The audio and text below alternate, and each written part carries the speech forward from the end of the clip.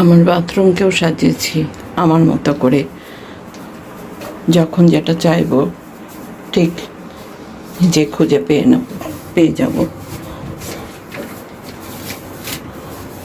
এবং প্রতিদিন আমি এগুলো ময়লা পরিষ্কার করি। আমাদের দেশে এত ধুলোবালি যে একবেলা পরিষ্কার না করলে চলে না। আমার মতো করে আমি তৈরি করেছি আমার বাথরুম। এদিকে রেখেছি সব পারফিউমগুলো, আয়না, ছোট্ট একটা ল্যাম্প রেখেছি আমার বানানো। বাথরুম সে তো কিছুটা সময়ের জন্য, যাতে বসে বসে দেখতে দেখতে সময় কেটে যায়, ভালো লাগে। প্রতিটা জিনিস যদি সুন্দর করে সাজানো থাকে দেখতেও ভালো লাগে, নিজের একটা তৃপ্তির ব্যাপার আছে। এটা আমার গোসলের জায়গা। আমি আমার ঘরকে সাদা কালো দিয়ে সাজিয়েছি।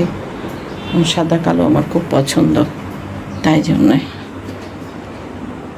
এখানে ছোট্ট ছোট্ট কমোড, এগুলো আমার কালেকশানে থাকে।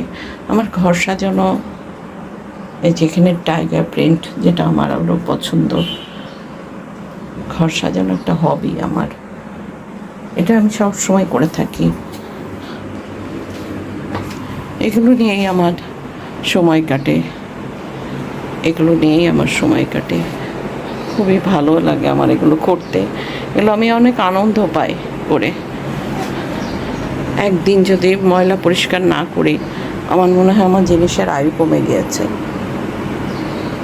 তো সুতরাং যারা নিজে হাতে কাজ করে আনন্দ পায়, এ আনন্দ বোঝানো খুব মুশকিল, কারণ এটা নিজের তৃপ্তির ব্যাপার।